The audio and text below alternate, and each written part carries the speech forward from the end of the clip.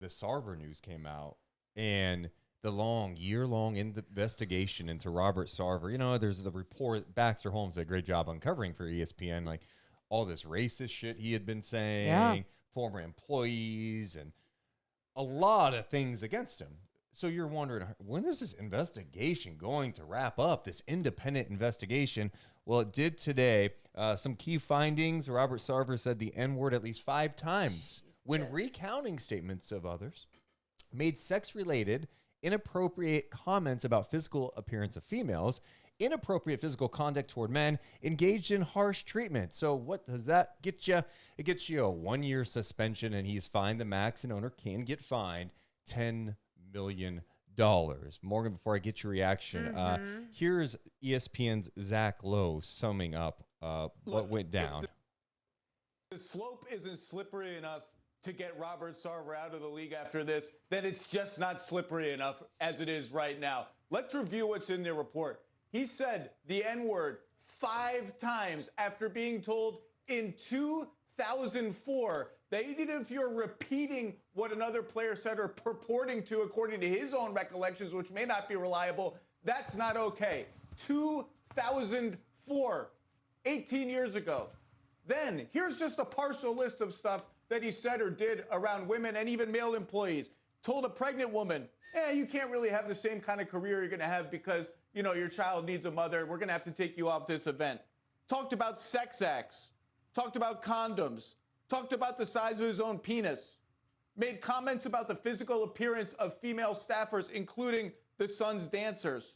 Oh, God. Talked about the significant other of a player and her alleged sexual proclivities around other employees, dropped his pants and his underwear while a physical trainer was performing a fitness examination on him. And the report concluded that he did none of that out of racial or gender-based animus, that he had a sophomoric sense of humor, that he thrived on conflict, that he just sort of didn't read the room in the 2000s and his sort of juvenile sense of humor was out of touch. There was no animus. Ask the women who were told that their careers were at stake, that something was right or wrong with their bodies, if they didn't feel that that came from a place of animus. The report is allowing Robert Sarver to hide behind a sophomoric sense of humor and letting him off easy because of his mindset or whatever. That stuff comes from animus. I think that conclusion is not correct. And frankly, I don't know what's going to happen now. I heard Richard say it's on the players. And the unfortunate thing is it shouldn't be on the players. It shouldn't be on the players now to act as employees, to protest, to not come to the Suns for whatever reason. It shouldn't be on the players. It's great stuff there from Zach Lowe, who's one of the best in the business. But I mean, like, did the NBA only read like page 1 of the report? Like, yeah. I don't understand how. Why would you even want the guy in your league? Like, honestly, and you. If there's like legal hurdles to overcome to get him out, okay. But like, how is he still in your league? I mean, we said the same stuff 2 years ago about Daniel Snyder, where you're going, this guy constantly embarrasses you. He does a lot of bad things in the league, and you go, hey, go away. You're suspended for a year. Please tell me, please, someone enlighten me what a 1-year suspension does for Robert Sarver, as if, Morgan, as if he would not have anything to say about the team. So what, James Jones can make whatever trade he wants? He can just do whatever he wants. How he doesn't run it? Give me a break. No, it really is telling how all these people for these reports came up, broke NDAs to speak up and say something about this man. Like, they trusted the NBA to do the right thing and were totally let down after already being harassed or violated in some way or another. And for anyone that like wants to sit out there too and be like, oh, but you know, they said it was like, he was funny. It was out of this. It was out of this. No. Like, do better. You have to educate yourself. You have to make sure you're evolving and keeping up with the times and understanding when things just aren't okay, especially what he had to say to women already in this male-dominated business. Like, come the heck on. Well, Ben Golliver went through the report and brought up many things from the report, including from 2016, a Suns-Warriors incident. October 30th, 2016 game against the Warriors, Sarver complained to a black Suns coach that a Warriors player who's black had been allowed to say the N-word during the game without receiving a technical. In making this complaint, Sarver said the word loudly several times, even after the coach admonished him for doing so. The coach recalled that Sarver burst into his office after the October 2016 Warriors game and loudly said, "Why does this Warriors player get to say N-word, N-word, N-word, N-word?" After the coach said, "You can't effing say that," Sarver said, "I can't say N-word, N-word, N-word." Okay, just this incident, just this one isolated 2016 incident that multiple hundreds of people.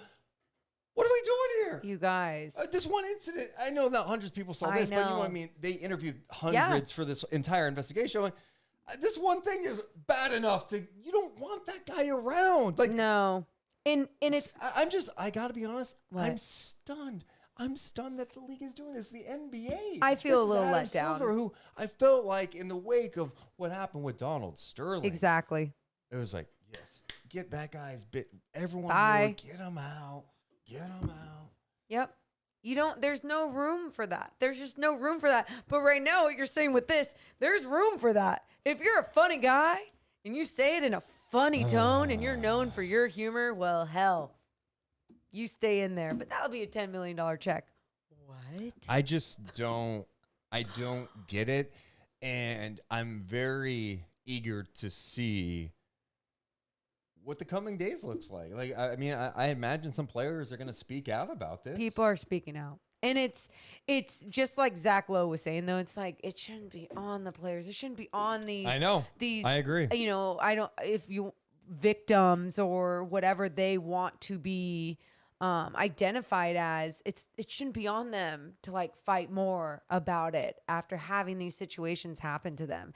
And like, there's going to be a lot of people out there that like, oh, I've never had this happen to me, or I don't know.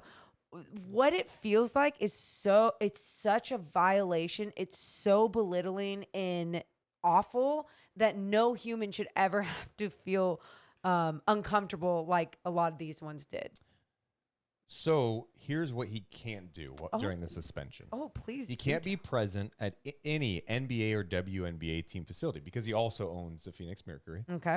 He can't attend or participate in any NBA or WNBA event or activity, including games, practices, or business partner activity. He can't represent the Suns or Mercury in any public or private capacity. He can't have any involvement with the business or basketball operations of the Suns or Mercury, or have any involvement in the business, governance, or activities of either the NBA or WNBA, including attending or participating in meetings of either league's board. Dude, like, honestly, it's a year, so it's a vacation? It's a vacation? I mean, if you're going to have him on the league, you should allow him to come. How about you show up at a game? Why don't you show up in public a little bit, huh? Why don't Public you face shame. the public, huh? Let's see how much you enjoy being an owner of an NBA team. Hey, no, come sit courtside, huh? Come on over. Let's get a one shot of him. These are the bombs that you're just like, you don't get out of this league. You don't deserve it. And of course. What? 1 year suspension. He'll come back. Just take some classes. Dude. He was young. He was in his 40s when some of this stuff. Oh, my God. I mean, you gotta remember, he's in his late 50s with some of this stuff. I mean, if we're talking about you being like 13, I would still have questions. You are an adult. You are an adult. I guess I am just struggling today with trying to understand why. Why the NBA did what they did? Yeah, it just doesn't seem like something. Something seems a little off. Uh-huh. Yes. Someone's going to get down to the bottom of this, but it's not going to be us. But Well, someone will, and we'll talk about it. It's definitely disappointing by the league today. I was stunned by it. Yeah, I agree. I think I mean, how do you make this better? I guess. Get him out. Get him out of the league. Force him to sell. Morgan, you know how many people would line up to purchase the Phoenix Suns. Yeah. These are people wanted the action. And the other thing you should probably do is find out, I don't know, do some deep background checks on some of these guys besides financials and just like find out, hey, is this guy like kind of racist? If he is, like, let's not have him in our league. Is he going to talk about the size of his penis? If he's one of the, he's joked about it several times. No, we're good. All We're right. good. We're good. No penis jokes. No, your role. Yeah. It's interesting too, though, because I think about how so many people are like, wow, it's good.